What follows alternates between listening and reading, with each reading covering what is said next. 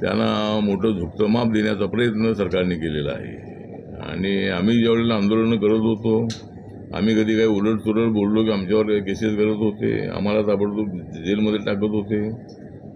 पण आता जरांगे पाटील हे एवढी भाषा वापरत आहेत की ते गृहमंत्र्याला अरेतुरे बोलत आहेत। त्यांच्याबद्दल मला आदर आहे। मी त्यांना जाऊन आरक्षणाच्या काळामध्ये त्यांच्या उपोषणाच्या काळामध्ये जाऊन भेटलो होतो। त्यांनी कुठंतरी थांबलं पाहिजे। आम्ही तर नामांतरासाठी 17 वर्ष थांबलो होतो। आमचं आंदोलन चालू होतं, शांततेनं चालू होतं।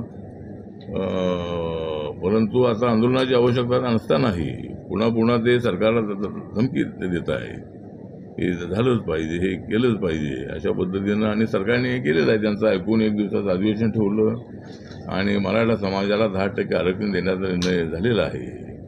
त्यामुळे ओबीसी मधूनच घेणार असं त्यांचं म्हणणं आहे। तर आता ओबीसीतून घेऊ किंवा कसंही घेऊ, तुम्हाला आरक्षण मिळालेलं आहे, तर तुम्ही काय काळ थांबलं पाहिजे। पण तसं न थांबता तुम्ही अशी भूमिका घेताय, बरोबर नाही आहे।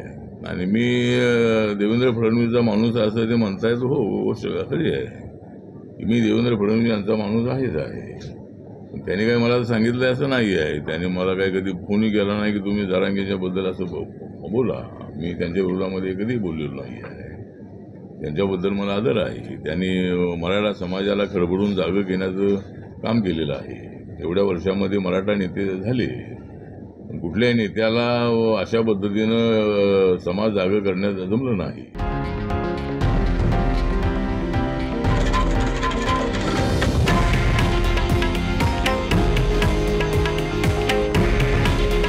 हे आहे देशातील नंबर 1 न्यूज नेटवर्क आणि आपण पाहत आहात TV9 मराठी। काळजी तुमची, हित महाराष्ट्राचं।